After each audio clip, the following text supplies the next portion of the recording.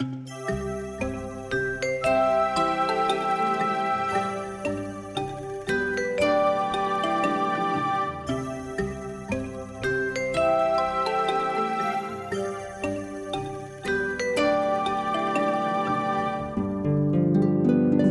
to the marvelous land of Oz.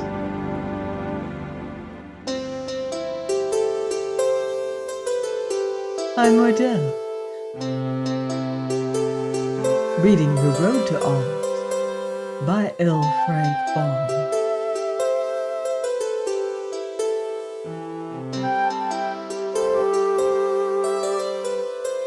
Chapter 18. The Emerald City. The others now came up, and the Tin Woodman greeted the lion and the tiger cordially. Button Bright yelled with fear when Dorothy first took his hand and led him toward the great beast, but the girl insisted they were kind and good, and so the boy mustered up courage enough to pat their heads. After they had spoken to him gently, and he had looked into their intelligent eyes, his fear vanished entirely, and he was so delighted with the animals that he wanted to keep close to them and stroke their soft fur every minute. As for the Shaggy Man, he might have been afraid if he had met the beasts alone or in any other country, but so many were the marvels in the land of Oz that he was no longer easily surprised, and Dorothy's friendship for the lion and tiger was enough to assure him they were safe companions. Toto barked at the Cowardly Lion in joyous greeting, for he knew the beast of old and loved him, and it was funny to see how gently the lion raised his huge paw to pat Toto's head. The little dog smelled of the tiger's nose, and the tiger politely shook paws with him, so they were quite likely to become firm friends. Tik-Tok and Billina knew the beasts well, so merely bade them good day and asked after their healths and inquired about Princess Ozma. Now it was seen that the Cowardly Lion and the Hungry Tiger were drawing behind them a splendid golden chariot, to which they were harnessed by golden cords. The body of the chariot was decorated on the outside with designs and clusters of sparkling emeralds, while inside it was lined with a green and gold satin, and the cushions of the seats were of green plush embroidered in gold with a crown, underneath which was a monogram. "Why, it's Ozma's own royal chariot!" exclaimed Dorothy. "Yes," said the Cowardly Lion. "Ozma sent us to meet you here, for she feared you would be weary with your long walk, and she wished you to enter the city in a style becoming your exalted rank." "What?" cried Polly, looking at Dorothy curiously. "Do you belong to the nobility?"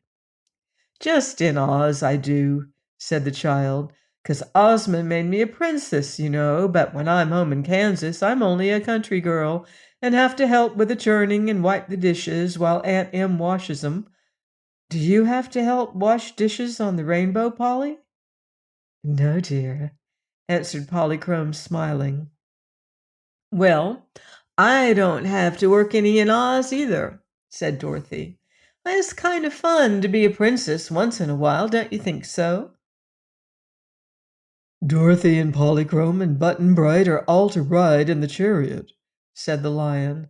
"So get in, my dears, and be careful not to mar the gold or put your dusty feet on the embroidery."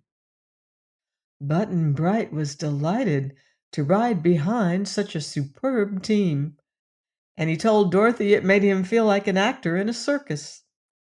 As the strides of the animals brought them nearer to the Emerald City, everyone bowed respectfully to the children, as well as to the Tin Woodman, Tik-Tok, and the Shaggy Man, who were following behind. The Yellow Hen had perched upon the back of the chariot, where she could tell Dorothy more about her wonderful chickens as they rode. And so the grand chariot came finally to the high wall surrounding the city and paused before the magnificent jewel-studded gates. They were opened by a cheerful-looking little man who wore green spectacles over his eyes. Dorothy introduced him to her friends as the guardian of the gates, and they noticed a big bunch of keys suspended on the golden chain that hung about his neck. The chariot passed through the outer gates into a fine arched chamber built in the thick wall, and through the inner gates into the streets of the Emerald City. Polychrome exclaimed in rapture at the wondrous beauty that met her eyes on every side as they rode through this stately and imposing city, the equal of which has never been discovered, even in fairyland. Button-Bright could only say, "My!" So amazing was the sight, but his eyes were wide open and he tried to look in every direction at the same time so as not to miss anything. The Shaggy Man was fairly astounded at what he saw, for the graceful and handsome buildings were covered with plates of gold and set with emeralds so splendid and valuable that in any other part of the world any one of them would have been worth a fortune to its owner.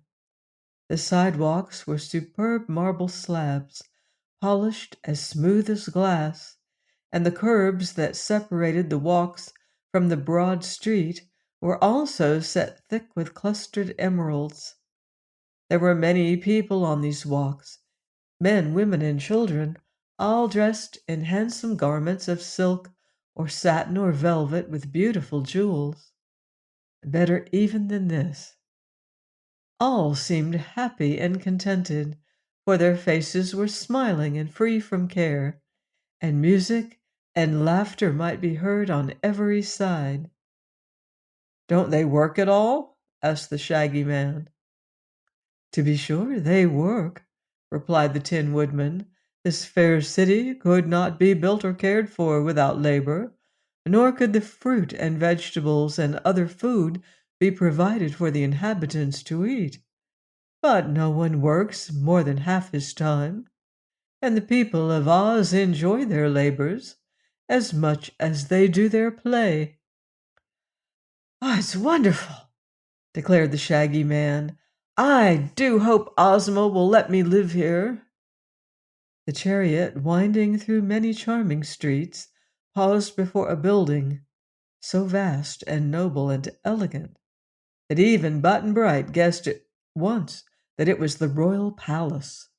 Its gardens and ample grounds were surrounded by a separate wall, not so high or thick as the wall around the city, but more daintily designed and built all of green marble. The gates flew open as the chariot appeared before them, and the Cowardly Lion and Hungry Tiger trotted up a jeweled driveway to the front door of the palace and stopped short. "Here we are," said Dorothy gaily, and helped Button-Bright from the chariot. Polychrome leaped out lightly after them, and they were greeted by a crowd of gorgeously dressed servants who bowed low as the visitors mounted the marble steps. At their head was a pretty little maid with dark hair and eyes, dressed all in green embroidered with silver. Dorothy ran up to her with evident pleasure and exclaimed, "Oh, Jellia Jam! I'm so glad to see you again. Where's Ozma?" "In her room, your Highness," replied the little maid demurely, for this was Ozma's favorite attendant. "She wishes you to come to her as soon as you have rested and changed your dress, Princess Dorothy, and you and your friends are to dine with her this evening." "When is her birthday, Jellia?" asked the girl. "Day after tomorrow, your Highness." "And where's the Scarecrow?" "He's gone into the Munchkin country to get some fresh straw to stuff himself with in honor of Ozma's celebration," replied the maid. "He returns to the Emerald City tomorrow, he said." By this time Tik-Tok, The Tin Woodman and the Shaggy Man had arrived, and the chariot had gone around to the back of the palace, Billina going with the Lion and Tiger to see her chickens after her absence from them. But Toto stayed close beside Dorothy. "Come in, please," said Jellia Jam. "It shall be our pleasant duty to escort all of you to the rooms prepared for your use." The Shaggy Man hesitated. Dorothy had never known him to be ashamed of his shaggy looks before, but now that he was surrounded by so much magnificence and splendor, the Shaggy Man felt sadly out of place. Dorothy assured him that all her friends were welcome at Ozma's palace, so he carefully dusted his shaggy shoes with his shaggy handkerchief and entered the grand hall after the others. Tik-Tok lived at the royal palace, and the Tin Woodman always had the same room whenever he visited Ozma, so these two went at once to remove the dust of the journey from their shining bodies. Dorothy also had a pretty suite of rooms, which she always occupied when in the Emerald City, but several servants walked ahead politely to show the way, although she was quite sure she could find the rooms herself. She took Button-Bright with her because he seemed too small to be left alone in such a big palace. But Jellia Jam herself ushered the beautiful daughter of the Rainbow to her apartments, because it was easy to see that Polychrome was used to splendid palaces and was therefore entitled to special attentions.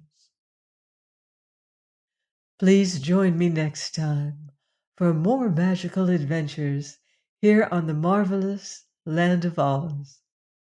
Goodbye for now. See you in Oz.